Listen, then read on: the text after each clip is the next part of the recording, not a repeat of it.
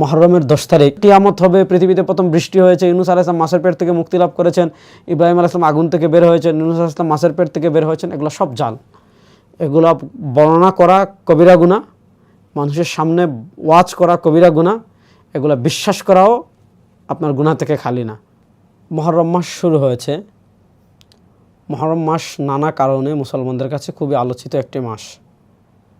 মুহররমের 10 তারিখ, যেটাকে আমরা আশুরার দিন বলি, আশুরার দিন কেন্দ্রিক যেমন আমাদের কিছু করণীয় আছে, ঠিক আশুরার দিন কেন্দ্রিক এমন কিছু কথাবার্তা, এমন কিছু বিশ্বাস আমাদের দেশে ছড়িয়ে আছে যেগুলোর কোনো ভিত্তি নাই। আমার কাছে রয়েছে মাজমুআতু রাসাইলিল লাকনবী, আল্লামা আব্দুল হাই লাকনবী রাহিমাহুল্লাহর রাসাইল সমগ্রর 5ম খণ্ড। 5ম খণ্ডে আব্দুল হাই লাকনবী রহমতুল্লাহ একটা রিসালা আছে, আল আসারুল মারফুআ ফিল আখবারিল মাওদুআ, যেখানে বিভিন্ন দিবস, বিভিন্ন দিন কেন্দ্রিক যে জাল বর্ণনাগুলো আছে সেগুলো নিয়ে তিনি কী করেছেন, আলোচনা করেছেন। এই বইটা যেমন এখানেও আছে, আলাদাও এই বইটা ছেপে আসছে। আশুরা কেন্দ্রিক যে বিশ্বাসটা সহিহ সনদে প্রমাণিত, সেটা আমরা কম বেশি সকলেই জানি যে এই দিন আল্লাহ তাআলা মুসা আলাইহিস সালাতু ওয়াস সালামকে বনী ইসরাঈলের হাত থেকে, মুসা আলাইহিস সালাতু ওয়াস সালামকে আল্লাহ ফেরাউনের হাত থেকে মুক্তি দিয়েছিলেন, ফেরাউনকে লোহিত সাগরে ডুবিয়ে দিয়েছিলেন, যার শুকরিয়া স্বরূপ বনী ইসরাঈল রোজা রাখত। রাসূলুল্লাহ সাল্লাল্লাহু আলাইহি ওয়াসাল্লাম নিজে বলেছেন যে আমরা রোজা রাখার বেশি হকদার। তো আশুরার রোজার চারটা অবস্থা ছিল, যেটা নিয়ে ইমাম ইবনে রাজব হাম্বলী রাহিমাহুল্লাহ তার লাতায়েফুল মাআরিফ ফি মাওয়াসিমিল আম মিনাল ওয়াযাইফ এই বইয়ে পর্যালোচনা করেছেন।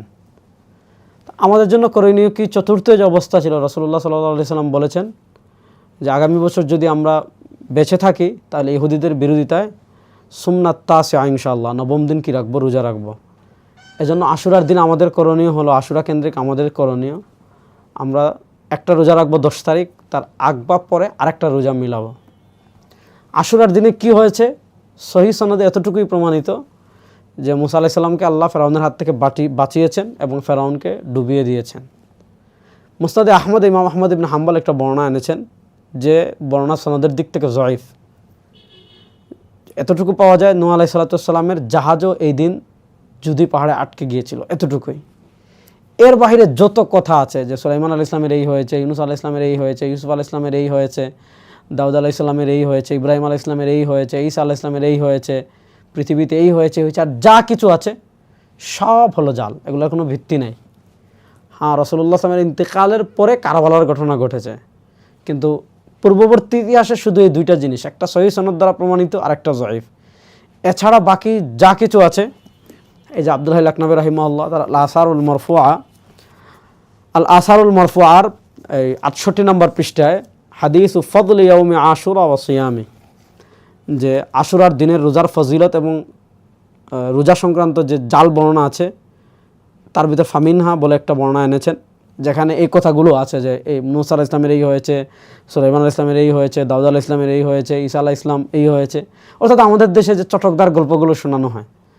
তো এই হাদিস বর্ণনা করে আব্দুল হাই লাকনবী রাহিমাহুল্লাহ ইবনুল জাওজি রাহিমাহুল্লাহ তার কিতাবুল মাওযুআতের রেফারেন্স দিয়েছেন, যে আখরাজাহু ইবনুল জাওজি, যে এই বর্ণনাটা ইমাম ইবনুল জাওজি তার কিতাবুল মাওযুআতে এনেছেন বিসানাদিন ফিহি হাবিব ইবনু আবি হাবিব। তো এই হাদিসের সনদে হাবিব ইবনু হাবিব আছে, যিনি হলেন কাযযাব ওয়া ক্বালা মাওযু'। ইবনুল জাওজি রাহিমাহুল্লাহ এটাকে জাল বলেছেন, আব্দুল হাই লাকনবী রাহিমাহুল্লাহ এটা এখানে সমর্থন করেছেন।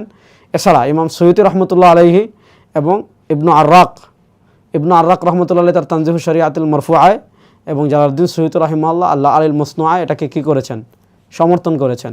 অর্থাৎ শুধু এতটুকুই বর্ণনা মানুষের কাছে করতে পারবেন মুসা আলাইহিস সালাম সংক্রান্ত ঘটনাটা। বাকি এদিন কিয়ামত হবে, পৃথিবীতে প্রথম বৃষ্টি হয়েছে, ইউনূস আলাইহিস সালাম মাছের পেট থেকে মুক্তি লাভ করেছেন, ইব্রাহিম আলাইহিস সালাম আগুন থেকে বের হয়েছেন, ইউনূস আলাইহিস সালাম মাছের পেট থেকে বের হয়েছেন, এগুলো সব জাল। এগুলো বর্ণনা করা কবিরা গুনাহ, মানুষের সামনে ওয়াজ করা কবিরা গুনাহ, এগুলো বিশ্বাস করাও আপনার গুনাহ থেকে খালি না। আল্লাহ তাআলা আশুরা কেন্দ্রিক বিশুদ্ধ বিশ্বাস এবং বিশুদ্ধ আমল করার তৌফিক আমাদেরকে দান করুন। আসসালামু আলাইকুম।